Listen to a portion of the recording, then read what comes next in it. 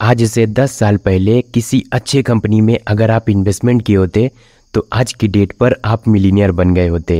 In fact ऐसी बहुत सारी वीडियोस आपको यूट्यूब पर मिल जाएंगी जहां पर आपको बताया जाता है कि 10 साल 15 साल पहले अगर आप वहां पर इन्वेस्टमेंट किए होते तो आज की डेट पर आप एक अमीर इंसान हो जाते।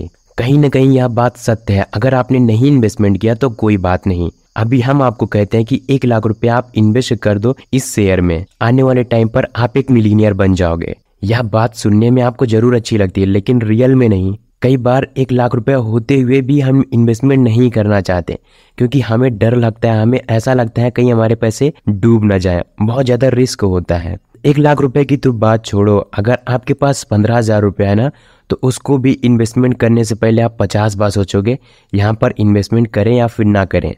तो इसीलिए आज की इस वीडियो में मैं आपको बताने वाला हूँ कि 1,000 रुपये से आप इन्वेस्टमेंट कैसे कर सकते हो। 1,000 रुपये से कोई आप बहुत बड़ा बिजनेस स्टार्ट नहीं कर सकते हो या फिर कुछ बहुत बड़ा नहीं कर सकते हो 1,000 रुपये से, लेकिन अगर आप 1,000 रुपये इन्वेस्टमेंट करते हो तो आपका अमाउंट बहुत बड़े अमाउंट के रूप में कन्वर्ट हो जाता है। इसीलिए आज की इस वीडियो में मैं आपको टॉप 3 पॉइंट्स बताने वाला हूँ जिसके अंदर आप बहुत कुछ सीखने वाले हो। पॉइंट नंबर 1, नॉर्मल लोगों का सेविंग अकाउंट बहुत ही ज़्यादा फेवरेट होता है। उनको ऐसा लगता है कि अगर हम अपने पैसों को सेविंग अकाउंट में रखते हैं तो कभी भी हमारे पैसे लॉस नहीं होंगे। जहाँ तक हमारा मानना है सेविंग अकाउंट में उतना पैसा रखना चाहिए, जैसे कि हमें कहीं भी ट्रांजैक्शन करना होता है, कुछ सामान खरीदना होता है तो उतना पैसा हमें सेविंग अकाउंट में रखना चाहिए, इससे ज़्यादा सेविंग अकाउंट में नहीं रखना चाहिए। इसके पीछे का क्या रीज़न होता है? क्योंकि इन्फ्लेशन रेट 5 से 7% के अनुसार बढ़ रहा है और बैंक हमें जो इंटरेस्ट देता है वो 3 से 4% के अकॉर्डिंग ही देता है। तो इन्फ्लेशन रेट ऑलरेडी हमारे पैसों को बीट कर रहा है। हमारे पैसों की कीमत दिन के दिन कम होते जा रही है। आज आप किसी सामान को 100 रुपये में खरीद रहे हो तो आने वाले अगले साल में 106 रुपये में आपको मिलेंगे और आपकी पैसों की कीमत बैंक में रखे रखे 103 रुपया हो रहे हैं। तो आपके पैसों की कीमत कम हो रही है, बढ़ नहीं रही है। इसीलिए आपको यह बात समझने की ज़रूरत है कि सेविंग अकाउंट में हमें हमारा पैसा नहीं रखना चाहिए। नाउ पॉइंट नंबर 2 पर आ जाता है बॉन्ड।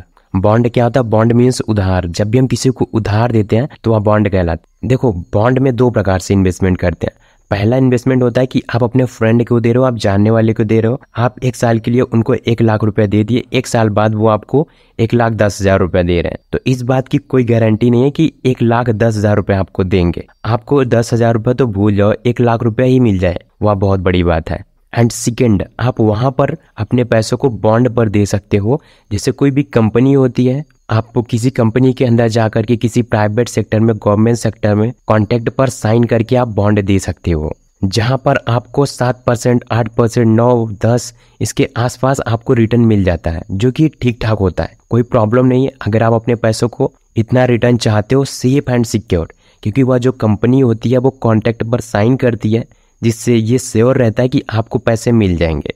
तो ये आपके लिए बेस्ट ऑप्शन होता है अगर आप 10% के अनुसार रिटर्न चाहते हो। Now most important and favourite point, point number 3, अगर आपके पैसों में रिटर्न आपको अच्छा मिल रहा है, रिस्क आपको नहीं है और आपकी सेफ्टी भी है, देन आप बहुत बड़ा अमाउंट जनरेट कर सकते हो। देखो, शेयर मार्केट में इन्वेस्टमेंट करने के लिए आपके पास 2 तरीके होते हैं। पहला तरीका ये होता है कि आप म्यूचुअल फंड या फिर इंडेक्स फंड में SIP स्टार्ट कर सकते हो। हम मंथली वाइज 1,000 रुपया देंगे अपने इन्वेस्टमेंट के लिए कि हर महीने हमारे 1,000 रुपये इन्वेस्टमेंट हो जाएंगे वो भी स्टॉक मार्केट में, जो कि SIP के थ्रू आप कर सकते हो, इंडेक्स फंड या फिर म्यूचुअल फंड। बहुत सारी बुक्स में भी आपको बताया गया है कि लॉन्ग टाइम में इन्वेस्टमेंट करना चाहते हो और अगर अच्छा रिजल्ट चाहते हो तो आपके लिए index fund one of the best option है, क्योंकि यहाँ पर आपको बेनिफिट बहुत ज़्यादा होता है। आपको यहाँ पर एक्सपेंस रेशियो नहीं लगता, एक्सपेंस रेशियो बहुत कम लगता है। एंड जो सबसे बड़ी बात होती है कि यह इंडिया की मार्केट है NSE मतलब होता है नेशनल स्टॉक एक्सचेंज और BSE मतलब होता है बॉम्बे स्टॉक एक्सचेंज। इन टॉप कंपनीज में आपके पैसे इन्वेस्ट हो जाते हैं। आप अपने पैसों को SIP करवा सकते हो इंडेक्स फंड या फिर म्यूचुअल फंड में। एंड इसी में हम एक पॉइंट और ऐड करना चाहते हैं, the magic of formula for wealth creation. हर इंसान सोचता है कि हमें कोई ना कोई ऐसा तरीका मिल जाए, कोई ना कोई ऐसी मैजिक मिल जाए जिससे हम बहुत बड़ी रिटर्न जनरेट कर सकें, बहुत बड़ा रेवेन्यू जनरेट कर सकें। तो हम सब लोगों के लिए एक फार्मूला है जिसे हम कहते हैं धैर्य, पेशेंस। अगर आप पेशेंस यूज करते हो तो किसी मैजिक से कम नहीं होता। इसका एक बहुत ही परफेक्ट एग्जाम्पल हम आप लोगों को बताते हैं। एक बहुत बड़ी कंपनी थी जहाँ पर 25 लोगों की टीम बनाई गई थी और वहाँ पर सबको बताया गया था कि हम कुछ पैसे दे रहे हैं, स्टॉक मार्केट में इस पैसों को इन्वेस्ट करना है और आप कोई भी शेयर खरीद सकते हो, कोई भी शेयर बाई कर सकते हो। पहले से सब लोगों को कुछ ना कुछ शेयर दिया जाता है और कहते हैं लो चाहे शेयर को बाई करो चाहे सेल करो, कोई भी शेयर खरीदो और सबसे अच्छा रिटर्न तुम लोग को जनरेट करना है। और सब लोगों ने ढूंढने लगी कौन सा शेयर ले, कौन सा शेयर बाई करें। बहुत सारे लोगों ने टाटा का शेयर लिया, जियो का शेयर लिया, बहुत सारे शेयर्स, बड़े बड़े शेयर लिए, छोटे छोटे शेयर्स लिए और जो मार्केट में सबसे अच्छा परफॉर्म कर रहा था उसका रिटर्न लिए। अब आधे घंटे बाद मार्केट क्लोज हो जाती है। अब आप मुझे बताओ कि सबसे ज़्यादा किसके पास अच्छे शेयर होंगे। अब आप मुझे बताओ कि सबसे ज़्यादा प्रॉफिटेबल शेयर और रिटर्न किसके पास होगा। अगर मैं आपको बताऊं तो प्रॉफिट सबसे ज़्यादा उसको मिला जिसने ना शेयर खरीदा था ना शेयर बाई किया था, अपने पुराने शेयर को होल्ड करके रखा था, तो उसको सबसे ज़्यादा प्रॉफिट हुआ because of patience, because of धैर्य। बहुत सारे लोगों ने अलग अलग प्रकार के शेयर खरीदा, इधर उधर किया और सबसे ज़्यादा प्रॉफिट उसी को मिला लास्ट में जो सबसे ज़्यादा पेशेंस रखा था, जिसने ना तो शेयर बाई किया ना तो शेयर सेल किया। वॉरेन बफेट ने भी बहुत बड़ी वेल्थ जनरेट किया था।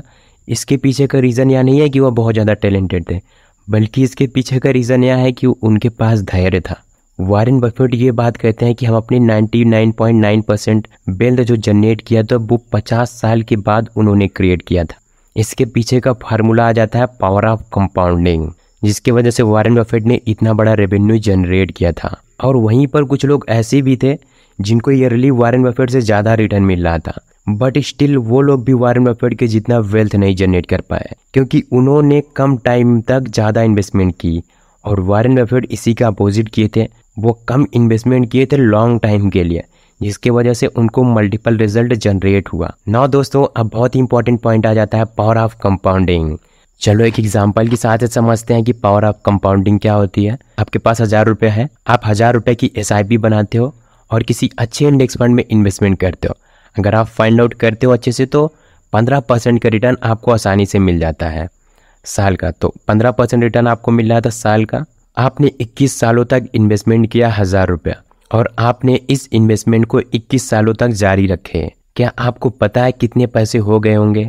आपका जो इन्वेस्टमेंट अमाउंट है वह 2,53,000 रुपया हो गया और वहीं पर जो आपको रिटर्न मिला है वो 17,96,000 रुपया हो गया है, ऑलमोस्ट 18 लाख रुपया। ये तो बस एक शुरुआत है दोस्तों। जब भी हम इन्वेस्टमेंट करते हैं तो टाइम के अकॉर्डिंग हमारी सैलरी भी बढ़ती रहती है, या फिर हम कोई भी बिजनेस कर रहे हैं फिर भी वहाँ से सैलरी बढ़ती रहती है। तो अगर आपकी सैलरी बढ़ रही है और आप 1000 रुपये इन्वेस्टमेंट कर रहे हो तो आप इस प्रकार से कैलकुलेशन कर सकते हो। तो आप 50% बढ़ाते हो इन्वेस्टमेंट अमाउंट भी हर साल।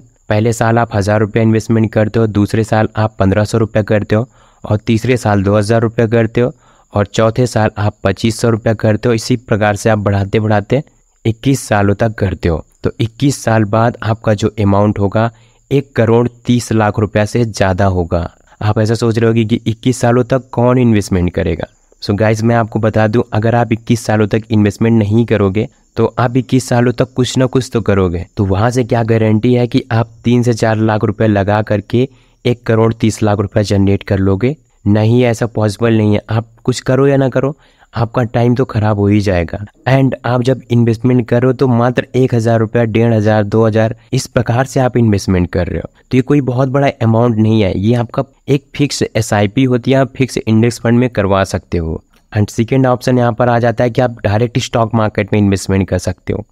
अगर आप डायरेक्ट स्टॉक मार्केट में इन्वेस्टमेंट करते हो तो आपको प्रॉपर रिसर्च करना पड़ेगा, बैलेंस शीट देखनी पड़ेगी, कहाँ कौन सा शेयर अच्छा है, कौन सा शेयर आपको बाई करना है। अगर आपके पास प्रॉपर टाइम, आप फुल टाइम स्टॉक मार्केट में देना चाहते हो तो आपके लिए stock market one of the best option है। एंड अगर आप एक बिगिनर्स हो, आप चाहते हो कि हमारे पैसे लॉस में ना जाए, तो आप SIP के अंदर इंडेक्स फंड या फिर म्यूचुअल फंड में इन्वेस्टमेंट कर सकते हो। इंडेक्स फंड आपके लिए सबसे बेस्ट ऑप्शन रहेगा क्योंकि आपको लॉन्ग टाइम के लिए इन्वेस्टमेंट करना पड़ेगा। अगर आप शॉर्ट टाइम में चाहते तो आप डायरेक्ट स्टॉक मार्केट में इन्वेस्टमेंट कर सकते हो, वो भी बुरा ऑप्शन नहीं है। बिकॉज आप रिसर्च, अगर आप प्रॉपर तरीके से कंपनी को प्रॉपर डेटा देख करके, उसका बैलेंस शीट देख करके, past record, present record, future record सब देख करके आप इन्वेस्टमेंट करोगे तो वहाँ भी आप ग्रो कर सकते हो और अच्छा रिटर्न आपको मिल सकता है। सो दोस्तों, आई होप आपको यह वीडियो जरूर पसंद आया होगा। अगर आपको यह वीडियो पसंद आया तो वीडियो को एक लाइक करके इस चैनल को सब्सक्राइब कर देना ताकि आने वाली इंपॉर्टेंट वीडियो की नोटिफिकेशन आपको मिलती रहे। So subscribe now. मिलते हैं किसी अगले वीडियो में, तब तक के लिए thanks for watching this video.